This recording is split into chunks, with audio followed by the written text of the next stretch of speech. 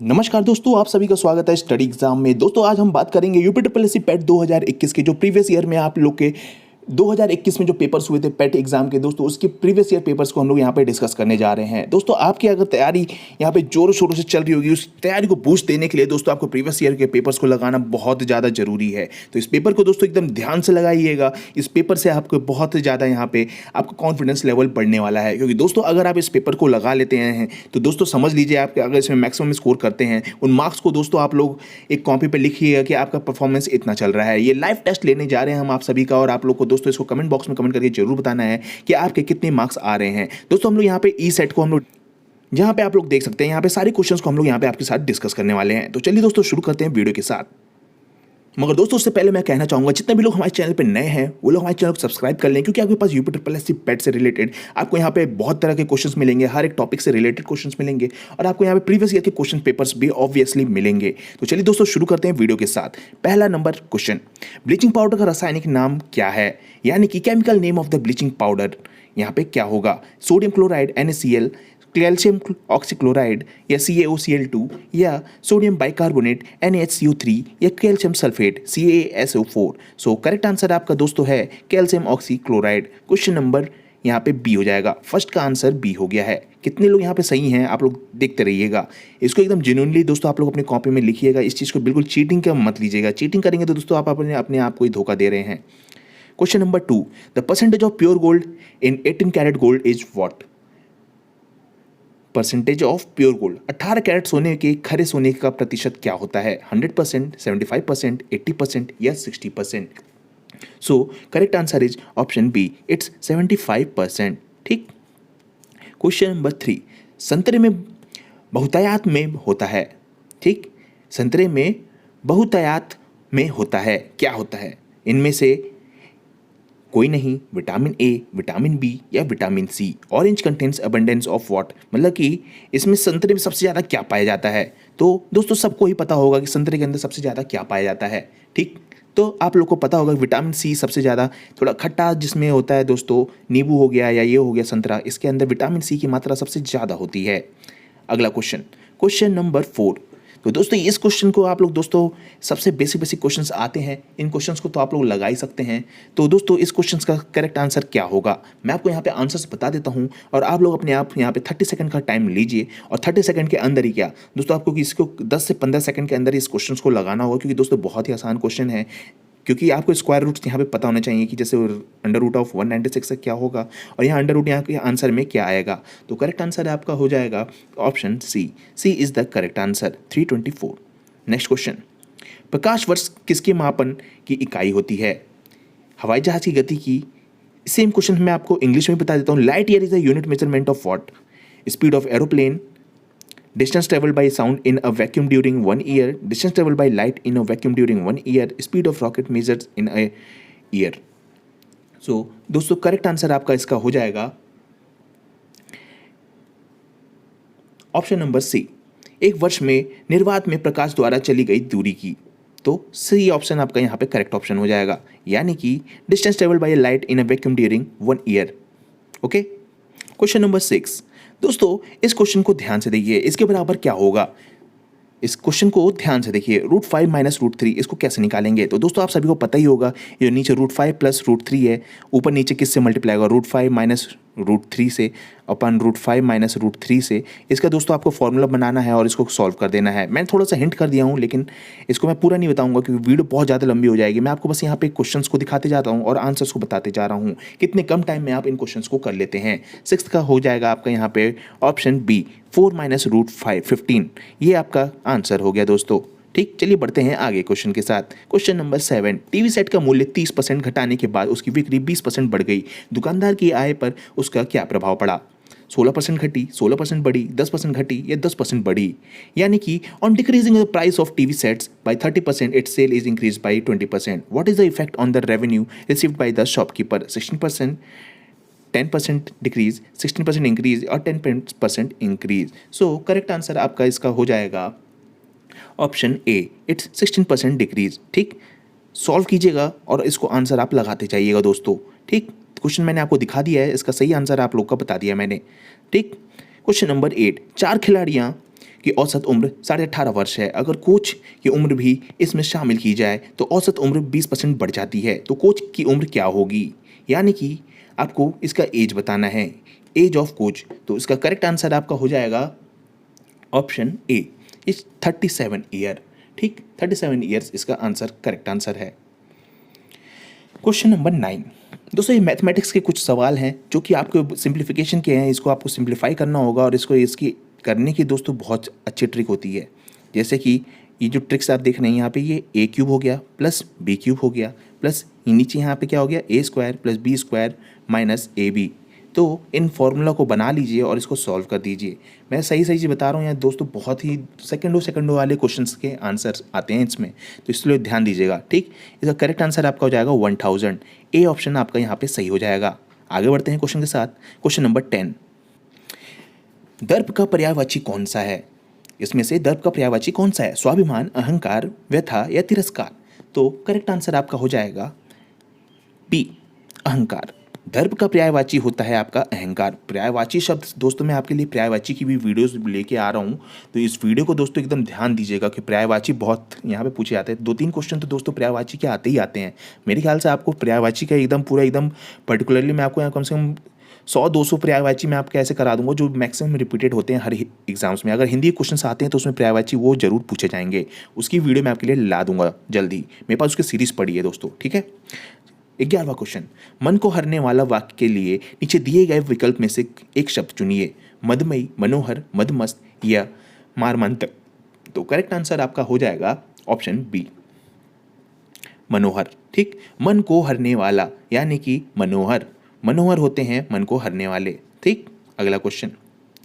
गागर में सागर भरने का मुहावरे का अर्थ लिखिए। कम बोलना, थोड़े से बोल, बहुत कहना, बहुत बोलना, दोहों की रचना करना? सही उत्तर है आपका ऑप्शन बी, थोड़े में बहुत कुछ कहना। ठीक, अगला क्वेश्चन।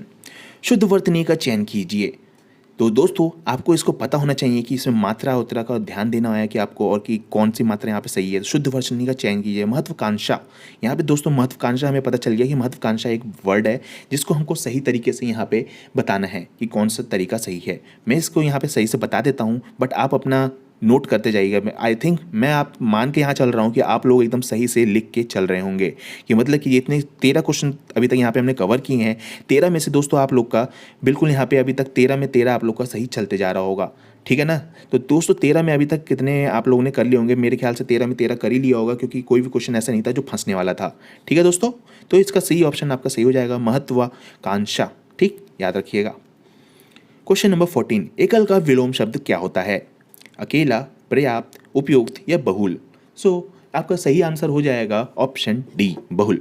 ठीक, D option is the correct answer. अब दोस्तों बात आती है यहाँ का 15 से 17 क्वेश्चन आप लोग को यहाँ पे आएगा। रीड द पैसेज केयरफुली, जहाँ पे आपको पैसेज को रीड करना है और उसको आंसर करना है। तो दोस्तों ये एक पैसेज है। Nehru was a many sided personality. He enjoyed reading and writing books as much as he enjoyed fighting political and social evils और resisting tyranny.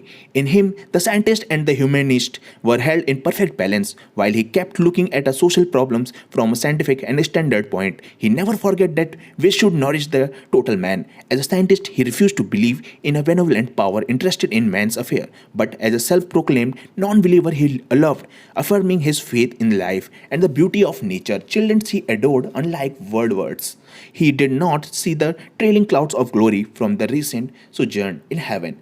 He saw them as a blossoms of promise and renewal, the only hope of mankind. ठीक है, ये हमने यहाँ पे दोस्तों पूरा पढ़ दिया है यहाँ पे कि जो पैसेज है उसको पढ़ दिया। अब इसके क्वेश्चंस को हम डिस्कस करेंगे। तो पहला क्वेश्चन 15वां क्वेश्चन है जो कि हमारे पैसेज से रिलेटेड है। Pandit Nehru enjoyed what? पंडित नेहरू को क्या एंजॉय कर रहे थे? तो दोस्तों doing all this and much more, या fighting political and social evils, या रजिस्टिंग टायरनी, या रीडिंग एंड राइटिंग बुक्स? तो दोस्तों हमने बुक्स में जब हम लोगों ने अभी पैसेज रीड किया था तो वहाँ पे टायरनी वर्ड आया था, याद होगा आपको। और fighting and political and social evils भी आया था और रीडिंग राइटिंग का भी आया था। तो दोस्तों इसका सही आंसर हो जाएगा ऑप्शन ए, याद रखिएगा, इस तरीके से ध्यान दीजिएगा। कुछ जो वर्ड्स होते हैं आप लोग को याद होने चाहिए कि पढ़ते समय वो चीज़ें आपके दिमाग में स्ट्राइक कर जाती है कि हाँ ये क्वेश्चन ये पॉइंट आया था, और उस चीज़ को आप तुरंत मैच कीजिए। और पैसेज, दोस्तों पैसेज एक ऐसी चीज़ है, आंसर आपके सामने होता है और आपको उसमें पूरा एकदम 100% मार्क्स आना ही चाहिए। पैसेज तो दोस्तों गलत होने की चांसेस ही नहीं होती है, ठीक है। Which of the following statement reflects Pandit Nehru point of view? इसमें पंडित नेहरू के पॉइंट ऑफ व्यू से क्या रिफ्लेक्ट करता है? There is no common ground between science and humanism, science is supreme and humanism is subordinate to it, and science and humanism are equally important, या humanism is more important than the science. So दोस्तों यहाँ पे correct answer आपका हो जाएगा, इसमें से कौन सा सही हो जाएगा आपका ऑप्शन? हाँ, ऑप्शन यहाँ पे आपका सही हो जाएगा, science and humanism are equal important, क्योंकि दोस्तों यहाँ पे उन्होंने साइंस और ह्यूमनिज्म को ही इंपॉर्टेंट बताया था, इसलिए सही ऑप्शन आपका सी हो जाएगा। Next question, a many sided personality means, कई सारी पर्सनैलिटी मतलब क्या होता है? कई, a many sided personality means क्या हो जाएगा? A capable person, a secretive personality, a person having varied interest, a complex personality. तो आपका सही आंसर यहाँ पे दोस्तों हो जाएगा आपका option C, a person having varied interest. ठीक, सी ऑप्शन आपका यहाँ पे सही हो जाएगा। आगे बढ़ते हैं। Give antonym of the following transparent. तो दोस्तों आपको यहाँ पे एंटोनिम बताना है कि यहाँ पे ट्रांसपेरेंट का एंटोनिम क्या होगा। तो दोस्तों क्लियर, लिम्पिड, ओपैक या ऑब्वियस। तो करेक्ट आंसर आपका हो जाएगा option C. C is the correct answer, opaque. Transparent मतलब opaque, transparent opaque, transparent opaque. ठीक, आगे बढ़ते हैं। अब यहाँ पे सिनोनिम मीन्स सेम मीनिंग। तो यहाँ पे फेमस का मतलब क्या हो जाएगा? स्टेडी, पुअर, पॉपुलर या ऑफुल। तो करेक्ट आंसर है आपका यहाँ पे ऑप्शन सी। सिनोनिम मतलब सेम मीनिंग, एंटोनिम मतलब डिफरेंट मीनिंग, याद रखिएगा। तो इसका सही आंसर हो जाएगा फेमस, मतलब कि बहुत ज़्यादा फेमस इंसान है, आप लोग जानते हो पर्सनैलिटी, फेमस पर्सनैलिटी मतलब पॉपुलर पर्सनैलिटी। तो सी आंसर आपका सही हो जाएगा। क्वेश्चन नंबर 20, दिए गए विकल्पों में से संबंधित शब्द का चयन कीजिए। पक्षी विज्ञानी, पक्षी। निर्विज्ञानी, तो क्या होगा? पर्यावरण, पशु, मानव या पौधे। तो करेक्ट आंसर है आपका दोस्तों यहाँ पे मानव, निर्विज्ञानी मानव, निर्विज्ञानी मानव। ठीक, इस तरीके से। Select the related words from the given alternative, मतलब कि वही चीज़ें इंग्लिश में बता दिया है। ऑर्थियोलॉजिस्ट, बर्ड्स, एंथ्रोपोलॉजिस्ट, तो क्या होगा? तो इसका मैनकाइंड हो जाएगा। ठीक, आगे बढ़ते हैं। क्वेश्चन नंबर 21, दोस्तों यहाँ पे क्वेश्चन में पूछा गया है in a certain code product is written as this. जैसे प्रोडक्ट को हमने, जो यहाँ पे प्रोडक्शन है दोस्तों, उसको हमने लिखा है इस तरीके से। तो how is orientation is written in that code. तो ओरिएंटेशन कैसे होगा दोस्तों? ये तो बहुत आसान होता है कि हमको डिफरेंस देखने होते हैं इनके बीच में, कि पी आर और डी यू एच इसके बीच में और इनके बीच में कितने कितने वर्ड्स का गैपिंग है, स्पेसिंग है, उसके हिसाब से ओरिएंटेशन को और हमारे ऑप्शंस में क्या स्पेसिंग जा रही है, तो उस चीज़ को हमको यहाँ पे ऐसे चेक करना होता है। तो इसका करेक्ट आंसर आपका हो जाएगा ऑप्शन डी। मैं यहाँ पे बता दे रहा हूँ, लेकिन दोस्तों आपको इसको वीडियो को पॉज कर करके आपको इस पेपर को सॉल्व करना है, और मार्क्स मेरे ख्याल से आपको 100 में 100 लाने हैं। इस चीज़ को ध्यान रखिएगा, ठीक है। रीता की ओर इशारा करते हुए निखिल ने कहा, मैं उनकी माँ की पुत्री का इकलौता पुत्र हूँ। रीता निखिल से किस प्रकार संबंधित है? तो दोस्तों ये हो गया आप लोग का रिलेशन वाला चैप्टर का, ठीक है। चचेरी बहन, भतीजी, माँ या बुआ। तो इस चीज़ को आपको ध्यान देना है। Pointing towards Rita, Nikhil said, I am the only son of her mother son. How Rita is related to Nikhil? Cousin, niece, mother और आंट। तो इस चीज़ का दोस्तों सही आंसर आपका हो जाएगा ऑप्शन नंबर डी, यानी कि बुआ, आंट। ओके,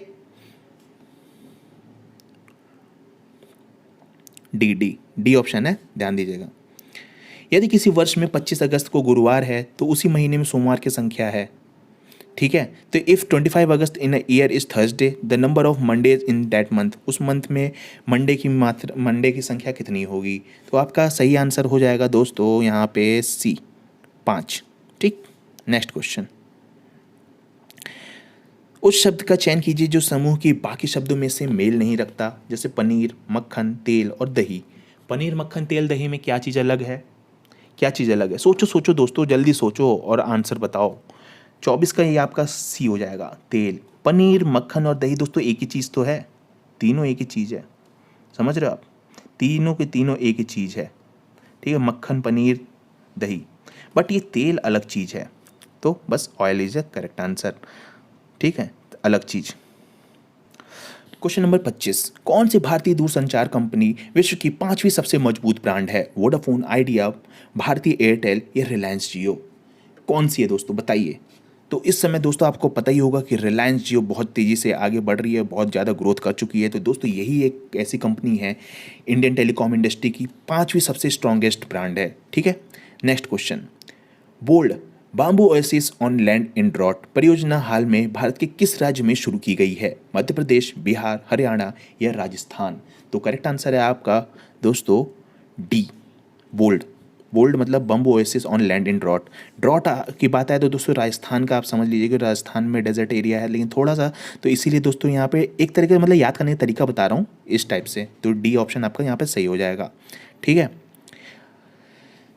कोवैक्स योजना अंतर्गत कोविड-19 के मुफ्त वैक्सीन पाने वाला पहला देश कौन सा है? कोवैक्स की योजना के कौन सा पहला देश है? तो ये हो गया सूडान। सूडान एक ऐसी कंट्री है दोस्तों जहाँ पे मुफ्त की वैक्सीन पाने वाला ये पहला देश है। ठीक है, क्वेश्चन नंबर 28, इनमें से किस शहर में लाइट हाउस परियोजना का क्रियान्वयन नहीं हुआ है? यानी कि in which of the following cities light house project is not implemented? Patna, Chennai, Ranchi या अगरतला? तो करेक्ट आंसर आपका हो जाएगा दोस्तों यहाँ पे ऑप्शन ए, पटना। पटना में दोस्तों लाइट हाउस का अभी तक कोई भी यहाँ पे मतलब कोई प्रोजेक्ट नहीं इंप्लीमेंट किया गया है। ठीक है, अगला क्वेश्चन, क्वेश्चन नंबर 29, भारतीय पहलवान का नाम क्या है? उस भारतीय पहलवान का नाम क्या है जिस पर हाल ही में डोपिंग के लिए 2 साल तक प्रतिबंध लगाया गया है? पवन कुमार, सुमित मलिक, रविंदर सिंह या योगेश्वर दत्ता? तो दोस्तों करेक्ट आंसर है आपका ऑप्शन बी, यानी कि सुमित मलिक। सुमित मलिक एक ऐसे पहलवान है जिनके ऊपर डोपिंग के लिए 2 साल तक प्रतिबंध लगाया गया है। ठीक, याद रखिएगा। भारत का वो कौन सा प्रथम राज्य है जहां पर end to end e cabinet प्रणाली लागू की गई है? Which state is the first state to the implement an end to end e cabinet system?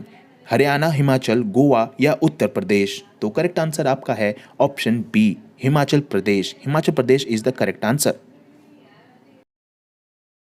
Question number 31, किस भारतीय मंत्रालय द्वारा हाल ही में 2019-20 के लिए UDISE की शुरुआत की गई है? गृह मंत्रालय, शिक्षा मंत्रालय, वित्त मंत्रालय या स्वास्थ्य मंत्रालय? तो आपका दोस्तों यहाँ करेक्ट आंसर हो जाएगा शिक्षा मंत्रालय, यानी ऑप्शन बी आंसर आपका सही हो गया। ठीक, आगे बढ़ते हैं। अंतरिक्ष में जाने वाला भारतीय मूल की दूसरी अमेरिकी महिला अंतरिक्ष यात्री कौन है? कल्पना चावला, श्रेया बादला, रितु कारिधाल या शीर्षा बांदला? तो करेक्ट आंसर आपका यहाँ पे हो जाएगा ऑप्शन डी, शीर्षा बांदला। ठीक, याद रखिएगा शीर्षा बांदला है आपकी यहाँ पे भारतीय मूल की दूसरी महिला थी जो अंतरिक्ष में जाने वाली हैं, जा चुकी हैं। ठीक है, आगे बढ़ते हैं। क्वेश्चन नंबर 33, आर्टिफिशियल इंटेलिजेंस पर आधारित पोर्टल SUPACE भारत में किस न्यायालय के लिए शुरू किया गया है? इनमें से कोई नहीं, गुजरात का न्यायालय या सर्वोच्च न्यायालय या दिल्ली का उच्च न्यायालय? Artificial intelligence based on portal SUPACE launched for which court in India? None of these, Gujarat high court, supreme court या दिल्ली हाई कोर्ट? तो करेक्ट आंसर आपका यहाँ पे हो जाएगा option number C is the correct answer, सर्वोच्च न्यायालय, यानी कि आपका सुप्रीम कोर्ट। ठीक, याद रखिएगा C is the correct answer. Question number 34, कितने भारतीय राज्य नेपाल से सीमा साझा करते हैं? यानी कि how many Indian states share their territories with the Nepal? 2, 4, 3 या 5? तो करेक्ट आंसर आपका हो गया यहाँ पे दोस्तों 5। 5 कौन कौन से हैं जल्दी से आप लोग कमेंट बॉक्स में कमेंट करके जरूर बताइएगा। ठीक, यहाँ पे 5 is the correct answer. Question number 35, निम्न में से कोस्टा रिका की राजधानी कौन सी है? Which of the following is the capital of Costa Rica? Dhaka, San Jose, Delhi या बीजिंग? तो करेक्ट आंसर आपका यहाँ पे हो जाएगा ऑप्शन नंबर बी, सेंट जोस। कोस्टा रिका का आपका हो जाएगा सेंट जोस, याद रखिएगा कोस्टा रिका सेंट जोस। ठीक, next question, question number 36, smartphone निर्माता विवो ने किस क्रिकेट खिलाड़ी को अपना ब्रांड एम्बेसडर नियुक्त किया है? शिखर धवन, ईशांत शर्मा, MS धोनी या विराट कोहली? तो करेक्ट आंसर आपके हैं विराट कोहली। दोस्तों आपने विराट कोहली का तो यहाँ पे ऐड देखा ही होगा विवो का ऐड करते हुए, तो यहाँ आपके ऑप्शन डी ऑप्शन आपका करेक्ट ऑप्शन हो गया। ठीक, क्वेश्चन नंबर 37, भारतीय के संविधान के अनुसार लोकसभा के सदस्यों की अधिकतम संख्या क्या है? As per the constitution of India what is the maximum strength of number of members of the Lok Sabha? 552, 550, 540 या 530। यहाँ पे लोकसभा के कितने मेंबर्स होते हैं दोस्तों, इस क्वेश्चन को ध्यान रखिएगा। इस क्वेश्चन के ऊपर अभी इस बार भी क्वेश्चन रिपीट किए जा सकते हैं कि लोकसभा में कितने हैं। कहीं आप उससे राज्यसभा के मेंबर्स पूछ लें, कितने मेंबर्स होते हैं, number of members in Rajya Sabha. यहाँ पे लोकसभा पूछा है तो राज्यसभा इस बार पूछ सकता है, तो ध्यान दीजिएगा इस चीज़ को। ठीक, तो इसका करेक्ट आंसर आपका है 552। A is the correct answer. ठीक, राज्यसभा का जरूर ध्यान दीजिएगा आप लोग। हिंदी दिवस कब मनाया जाता है? 3 अक्टूबर, 1 अक्टूबर, 2 नवंबर या 14 सितंबर? तो करेक्ट आंसर आपका है ए, 3 अक्टूबर को। 3 अक्टूबर को आपका हिंदी दिवस मनाया जाता है। ठीक, याद रखिएगा दोस्तों। क्वेश्चन नंबर 39, इनमें से कौन सा देश सार्क का सदस्य नहीं है? म्यांमार, बांग्लादेश, अफगानिस्तान या Nepal? Which of the following is not a member of SAARC? SAARC का मेंबर कौन सा नहीं है इनमें से? तो दोस्तों करेक्ट आंसर है आपका यहाँ पे म्यांमार। ठीक, Myanmar is the correct answer. Myanmar इसका हिस्सा नहीं है। ठीक, आगे बढ़ते हैं। केंद्र शासित प्रदेश लक्षद्वीप का आधिकारिक भाषा निम्न में से क्या है? लक्षद्वीप की आधिकारिक भाषा क्या है? सिंहला, मलयालम, ग्रेट अंडमानी या तमिल?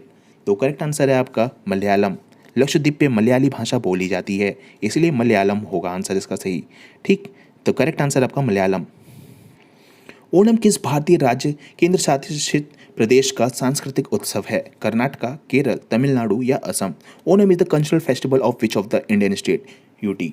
आपका ओणम के बारे में पूछा गया है दोस्तों। ओणम यहाँ पे मतलब कि इनके सांस्कृतिक कार्यक्रम के बारे में पूछा गया है, तो इसका आपका करेक्ट आंसर क्या होगा? तो करेक्ट आंसर आपका हो जाएगा दोस्तों बी, केरल। ठीक, B is the correct answer. Question number 42, निम्नलिखित में से कौन सा ग्रह सूर्य के सबसे नजदीक है? बुध, चंद्रमा, मंगल या पृथ्वी? तो इंग्लिश में भी बात कर लें तो which of the following planet is closest to the sun? Mercury, moon, Mars या अर्थ? क्लोजेस्ट टू द, इन चारों ऑप्शन में से सबसे ज़्यादा क्लोजेस्ट कौन सा होगा? बताओ दोस्तों, जल्दी बताओ, जल्दी जल्दी दी। तो आपका सही आंसर हो गया मरकरी। आपको पैटर्न वो पता होगा ना दोस्तों, सूरज से दूरी, मरकरी, वीनस, अर्थ, मार्स, इस टाइप से। ये वाला आपको सीरीज़ याद ही होगा, आई होप याद होगा, होना भी चाहिए याद, क्योंकि ये बहुत बेसिक चीज़ है, याद तो होना ही चाहिए। नोबेल पुरस्कार जीतने वाले प्रथम एशियाई कौन थे? मदर टेरेसा, राजीव गांधी, रविन्द्रनाथ टैगोर या C V Raman? Who was the first Asian winner of the Nobel prize? First Asian winner of the Nobel prize? तो ऑप्शन आपका यहाँ पे दोस्तों हो जाएंगे Rabindranath Tagore ji is the correct answer. ठीक, first Asian winner of the Nobel prize Rabindranath Tagore ji को सबसे पहले नोबेल प्राइज दिया गया था। निम्नलिखित में से किस स्थान पर अजंता एलोरा की गुफाएं स्थित हैं? लखनऊ, दिल्ली, औरंगाबाद या बेंगलुरु? तो करेक्ट आंसर आपका हो जाएगा option C. C is the correct answer, Aurangabad. ठीक, अजंता एलोरा की गुफाएं आपके औरंगाबाद में हैं, याद रखिएगा। आगे बढ़ते हैं। अब दोस्तों आ गया हमारे पास अपठित गद्यांश वाला, वही अनसीन पैसेज वाला। यहाँ पे 45 से 49 तक आपके पास हिंदी का पैसेज है, इसमें आपको पढ़ना है। यहाँ पे गद्यांश को ध्यानपूर्वक पढ़िए तथा उसके आधारित प्रश्नों के उत्तर आपको चुनने हैं। धरातल से युद्ध की विभीषिकाओं को सदा सदा के लिए समाप्त करने के लिए गांधी जी ने विश्व का अहिंसा रूपी अस्त्र प्रदान किया। गांधी जी का कहा करते थे कि प्रेम और अहिंसा को द्वारा विश्व के कठोर से कठोर हृदय को भी कोमल बनाया जा सकता है। उन्होंने इन सिद्धांतों को परीक्षण भी किया और वो नितांत सफल सिद्ध हुए। हिंसा से हिंसा बढ़ती है, घृणा से घृणा को जन्म देती है और प्रेम से प्रेम को अभिवादित होती है। अतः यह निश्चित है कि बिना प्रेम और अहिंसा के विश्व की शांति स्थापित नहीं हो सकती। शांति के अभाव में मानव जाति का विकास संभव नहीं है। प्रत्येक राष्ट्र का स्वर्णिम युग वही कहा जाता है जब तक वहाँ पे पूर्ण शांति और सुख रहा हो तथा उत्तम रचनात्मक कार्य किया जाते हों। भौतिक दृष्टि से व्यापार और कृषि की उन्नति के शांति काल में यही संभव होता है। अतः हम यदि विश्व का कल्याण चाहते हैं तो हमें युद्ध का बहिष्कार करना होगा और अहिंसा और प्रेम की भावना से विश्व में शांति स्थापित करनी होगी। तभी विश्व में सुखमय व शांतिमय राज्य की स्थापना संभव होगी। तो दोस्तों आपने इस कहानी को सुना होगा, तो चलिए अब इसका आंसर बताइए। विश्व शांति की स्थापना के लिए सबसे आवश्यक क्या है? परिश्रम और ज्ञान, अहिंसा और प्रेम, आत्मीयता और समीपता या हिंसा और भय? तो करेक्ट आंसर आपका क्या हो जाएगा? तो ऑप्शन आपका इसका हो जाएगा ऑप्शन बी, अहिंसा और प्रेम। सुना ही होगा, महात्मा गांधी, अहिंसा और प्रेम। ठीक, क्वेश्चन नंबर 46, कठोर से कठोर हृदय को भी कोमल बनाया जा सकता है। याद कीजिए, ये भी स्टेटमेंट बीच में आया था। तो भय द्वारा, मौन पालन द्वारा, अहिंसा द्वारा या सत्य पालन द्वारा? तो करेक्ट आंसर आपका इसका क्या हो जाएगा? तो करेक्ट आंसर आपका हो जाएगा ऑप्शन सी, अहिंसा द्वारा। ठीक, गांधी जी अहिंसावादी थे, तो अहिंसा द्वारा। ठीक। 47 क्वेश्चन, किसी भी राष्ट्र के स्वर्णिम युग में प्रमुख तत्व क्या होते हैं? शांति, सुख या और रचनात्मक कार्य, धन और सम्मान, अध्यात्म या उपासना, या धन और वैभव। तो करेक्ट आंसर आपका क्या होगा? करेक्ट आंसर आपका हो जाएगा ऑप्शन ए, शांति, सुख और रचनात्मक कार्य। ठीक। अगला क्वेश्चन, नितांत शब्द का उपयुक्त पर्यायवाची पर्याय क्या है? नितांत शब्द का उपयुक्त पर्याय क्या होता है? इसका करेक्ट आंसर आपका हो जाएगा ऑप्शन बी, बिल्कुल। नितांत या बिल्कुल, नितांत मीन्स बिल्कुल। ठीक। अगला क्वेश्चन, विश्व में शांति क्यों आवश्यक है? कठोर से कठोर हृदय को भी कोमल बनाने के लिए, या उत्तम रचनात्मक कार्य के लिए, या व्यापारक और कृषि की उन्नति के लिए, या मानव जाति के विकास के लिए। तो करेक्ट आंसर आपका क्या होगा? तो इसका ऑप्शन डी हो जाएगा, मानव जाति के विकास के लिए। ठीक, D is the correct answer. अब आ गए हम लोग 50वें क्वेश्चन पे। ठीक है, तो दोस्तों यहाँ पे 50 से 54 क्वेश्चन जो आपको यहाँ पे दे रखे 50 to 54, ये भी आपका ध्यानपूर्वक गद्यांश को पढ़ना है और उसका आंसर देना है। विज्ञान आज के मानव जीवन का अविभाज्य एवं घनिष्ठ अंग बन गया है। मानव जीवन का कोई भी क्षेत्र विज्ञान और अछूतपूर्व आविष्कारों को अछूत नहीं रहा। इसी से आधुनिक युग विज्ञान का युग कहलाता है। आज विज्ञान ने पुरुष और नारी, साहित्यकार और राजनीतिज्ञ, उद्योगपति और कृषक, पूंजीपति और श्रमिक, चिकित्सक और सैनिक, अभियंता और शिक्षा तथा धर्म और तत्वज्ञ, सभी को और सभी क्षेत्रों को में किसी न किसी रूप में अपने अप्रतिम प्रदेश से अनुग्रहित किया है। आज समूचा परिवेश विज्ञान में हो गया है। विज्ञान के चरण गृहिणी के रसोई घर से लेकर बड़ी बड़ी प्राचीरों वाले भवनों और अटालकियों में ही दृष्टिगत नहीं होती, प्रत्युत में स्थल और जल में सीमाओं में को लांघकर अंतरिक्ष में भी गतिशील और वस्तुत्व विज्ञान अध्यात्म मानव की सबसे बड़ी शक्ति बन गया है। इसके बल से मनुष्य प्रकृति और प्राणी जगत की श्रीमोड़ी बन गया सकता है। विज्ञान ने अनुग्रह से वही सभी प्रकार की सुविधाओं और संपदाओं का स्वामित्व प्राप्त कर चुका है। अब वह ऋतुओं को प्रकोप और भयंकृत एवं संस्थित नहीं है। विद्युत ने उसे आलोकित किया है, उष्णता और शीतलता दी है, बटन दबाकर किसी भी कार्य को संपन्न करने की ताकत भी दी है। मनोरंजन को विधि साधन उसे सुलभ है। यातायात एवं संचार के साधनों के विकास के समय और स्थान की दूरियां बहुत कम हो गई हैं और समूचे विश्व का परिवार सा लगने लगता है। कृषि और उद्योग के क्षेत्र में उत्पादन की तीव्र वृद्धि होने के कारण आज दुनिया पहले से अधिक धन से संपन्न है। शिक्षा और चिकित्सा के लिए क्षेत्र में विज्ञान की देन अभिनंदनीय है। विज्ञान के सहयोग में मनुष्य धरती और समुद्र के अनेक रहस्य हस्तमलक करके जब अंतरिक्ष लोक में प्रवेश कर चुका है, तो सर्वोपरि विज्ञान ने मनुष्य को बौद्धिक विकास प्रदान किया है, वैज्ञानिक चिंतन मन पद्धति दी है। वैज्ञानिक चिंतन मन पद्धति से मनुष्य अंधविश्वासों और रूढ़ि परंपराओं से मुक्त होकर स्वास्थ्य एवं संतुलित ढंग से सोच विचार कर सकता है और यथार्थ एवं सम्यक जीवन जी सकता है। इसके मनुष्य के मन को युगों तक अंधविश्वासियों, भ्रमणपूर्ण और दिक्यानुसी विचारों, भय और अज्ञानता से मुक्ति मिलती है। ठीक है, विज्ञान की यह देन स्तुति है। मानव को चाहिए कि यह विज्ञान की इस समग्र देन को रचनात्मक कार्यों से सुनियोजित करें। तो इसका करेक्ट आंसर दोस्तों आप बताना है, आपको यहाँ से स्टार्ट होता है। वैज्ञानिक चिंतन पद्धति के मनुष्य का सबसे बड़ा उपकार किया है कि उसे मुक्ति मिली है। प्राचीन सांस्कृतिक परंपराओं से, पुराने शिष्ट औपचारिकताओं से, या भ्रमण पूर्वक रूढ़िवादी विचारणाओं से, या संतुलित अनुचिंतन से। तो करेक्ट आंसर आपका हो जाएगा ऑप्शन सी, भ्रमण पूर्वक रूढ़िवादी विचारण से। ठीक। 51, विश्व की परिवारवत लगने का प्रमुख कारण क्या है? विश्व बंधुत्व की भावना का विकास, या विज्ञान की गतिशील शक्तियाँ, या विज्ञान के जीवन से घनिष्ठता, या यातायात एवं संचार साधनों का विकास। तो करेक्ट आंसर आपका हो जाएगा ऑप्शन डी, यातायात एवं संचार साधनों का विकास। हस्तमालक शब्द में अभिप्रिय है क्या?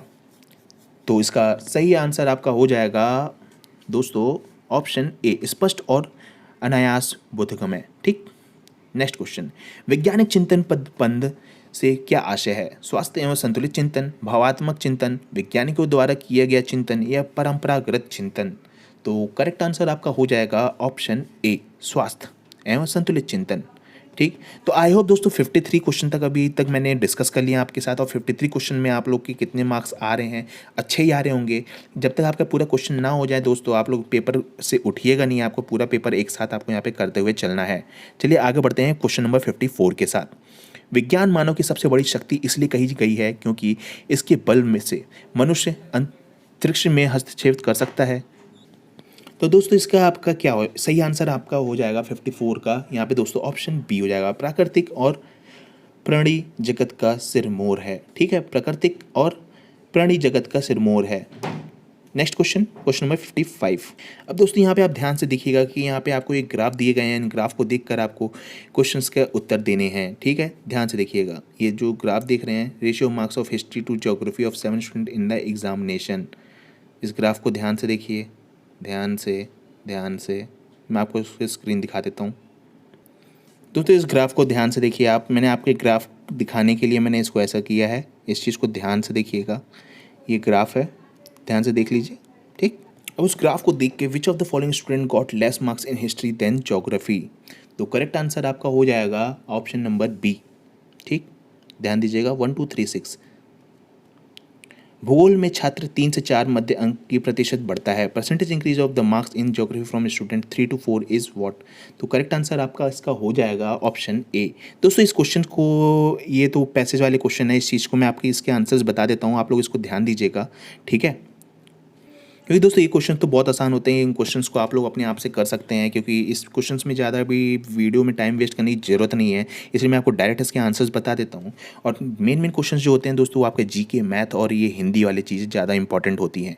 ठीक, तो उस चीज़ को ज़्यादा ध्यान दीजिएगा। ये मैथ के क्वेश्चन है, बट दोस्तों इनको ये है ना, थोड़ा सा क्वान्टिटेटिव टाइप के वो क्वेश्चन आ जाते हैं, क्वालिटेटिव वाले। ठीक है, तो उस क्वेश्चन पे तो ध्यान दीजिएगा इसको। चलिए कोई बात नहीं, 57 का इसका आपका ए ऑप्शन सही हो जाएगा 1.20। इसमें difference between maximum ratio and the maximum ratio of history and geography. ठीक, नेक्स्ट क्वेश्चन, छात्र 4, यहाँ पे student 4 got 60 marks in geography and his marks in history are कितने होंगे, तो इसका 58 का दोस्तों आपका हो जाएगा ऑप्शन सी ऑप्शन सही हो जाएगा 75। ठीक, नेक्स्ट क्वेश्चन, छात्रों को भूगोल की अपेक्षा इतिहास में सबसे ज़्यादा अंक अर्जित किए हैं। How many student got more marks in the history than the geography, तो करेक्ट आंसर आपका हो जाएगा ऑप्शन बी 3। ठीक, क्वेश्चन नंबर 60 to 64, ये भी दोस्तों एक ग्राफिकल क्वेश्चन है, मैं आपको यहाँ पे ग्राफ दिखा देता हूँ। ये देखिए, प्रोडक्शन रॉ वुल इन मेट्रिक टन्स। ठीक, फिर क्वेश्चन बात आती है 60 की, तो ये दोस्तों उसके रिगार्डिंग क्वेश्चन है, मैं आपको यहाँ दिखा देता हूँ। 60 का आपका यहाँ पे हो जाएगा option number B is the correct answer, 22.2 years. ध्यान दीजिए, during the last 4 year the production of the raw wool increased by production of first 4 year is B. ठीक, 22.2। 61, 8 वर्ष के दौरान average production during the year was what, तो इसका सही answer आपका हो जाएगा दोस्तों बी 62.5 मीट्रिक। 62 का भी, maximum percentage decreases in the production over the previous year was in the year of what, तो इसका दोस्तों सही उत्तर आपका हो जाएगा option number D is the correct answer, 2018-19। आगे बढ़ते हैं, 2014-15 में कच्चे ऊन का उत्पादन 2019-20 के उत्पादन का था, तो इसका सही आंसर आपका हो जाएगा दोस्तों क्वेश्चन नंबर 63, आपका सही आंसर हो जाएगा ऑप्शन ए इन 3/4। ठीक, आगे बढ़ते हैं, maximum rise in the production of the raw wool in the year of, सबसे ज़्यादा मैक्सिमम किस में था, किस ईयर में था, तो 64 का आपका दोस्तों यहाँ पे ऑप्शन हो जाएगा सी।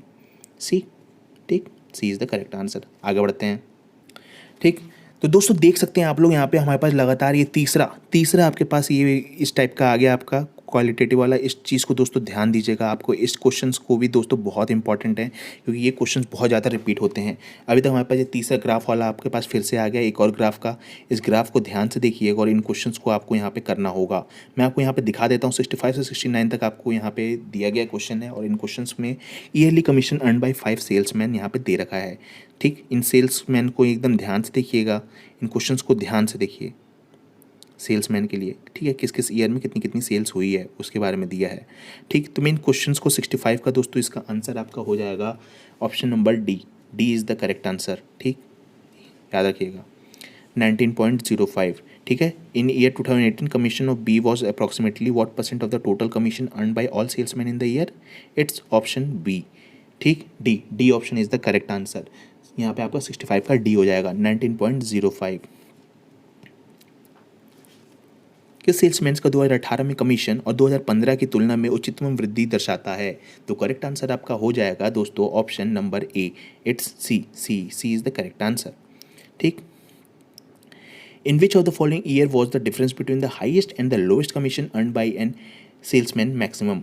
तो इसका करेक्ट आंसर आपका हो जाएगा दोस्तों सी, ऑप्शन सी, 2019। ठीक, आगे बढ़ते हैं।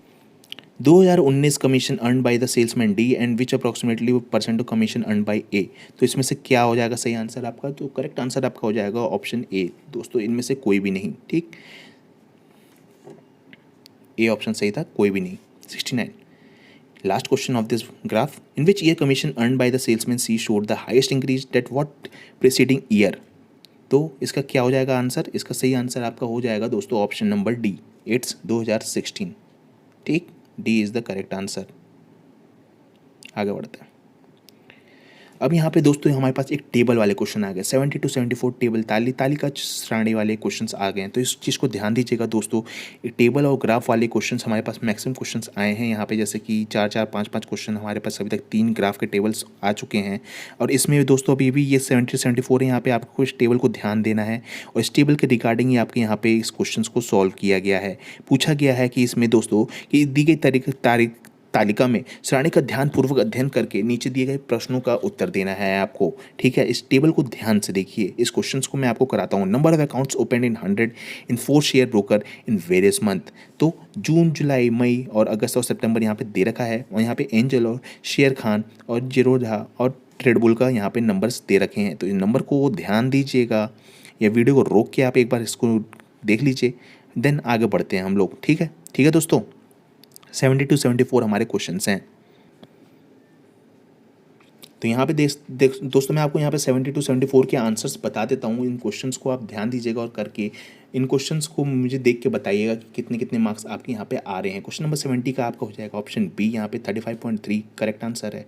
71 का दोस्तों हो जाएगा आप लोग का यहाँ पे किस शेयर ब्रोकर में खुले खातों की औसत संख्या महत्वपूर्ण है? तो यहाँ पर दोस्तों आपका सही आंसर हो जाएगा ऑप्शन सी, ट्रेडबुल का हो जाएगा। ठीक है, अगला क्वेश्चन आपका हो जाएगा 73 का, ट्रेडबुल में खुले खातों की संख्या का औसत शेर खान में खुले खातों की संख्या के औसत का लगभग कितने प्रतिशत का कम किया जाता था? तो इसका दोस्तों आपका सही आंसर हो जाएगा ऑप्शन नंबर डी ऑप्शन आपका सही हो जाएगा। ठीक है, आगे बढ़ते हैं हम लोग। निम्न में किस महीने में खुले खातों की संख्या के औसत महत्व है? तो करेक्ट आंसर आपका हो जाएगा ऑप्शन नंबर बी, सितंबर हो जाएगा दोस्तों। ठीक, ध्यान दीजिएगा। आगे बढ़ते हैं। In which of the following month is the average, वही है। ठीक, आगे बढ़ते हैं आप। Question number 75, which of the following saint was the contemporary of Shivaji? तो यहाँ पे कौन सा कंटेम्प्रेरी है शिवाजी के? तो करेक्ट आंसर आपका क्या हो जाएगा? निम्न में से कौन से संत शिवाजी से समकालीन थे, जो शिवाजी जैसे थे? तो 75 का आपका यहाँ पे ऑप्शन डी हो जाएगा, तुकाराम और करेक्ट आंसर। 76, बंगाल के प्रथम गवर्नर जनरल कौन थे? बंगाल के प्रथम गवर्नर जनरल आपके कौन थे? तो करेक्ट आंसर आपको जाएगा option B, Lord Warren Hasting. ठीक, करेक्ट आंसर आपके लॉर्ड वॉरेन हेस्टिंग हो गए, जो बंगाल के गवर्नर थे। चरक संहिता संबंधित किससे है? Charak Samhita is a work on what? It is the correct answer for this question is 77 का बी। ठीक, B is the correct answer, medicine. B is the correct answer, medicine. ठीक, अगला क्वेश्चन, भारत में शासन करने वाले दिए गए शासकों का कालक्रमानुसार सही कीजिए। शेरशाह सूरी, अकबर, अलाउद्दीन खिलजी या इल्तुतमिश? ठीक, तो करेक्ट आंसर आपका हो जाएगा ऑप्शन नंबर यहाँ पे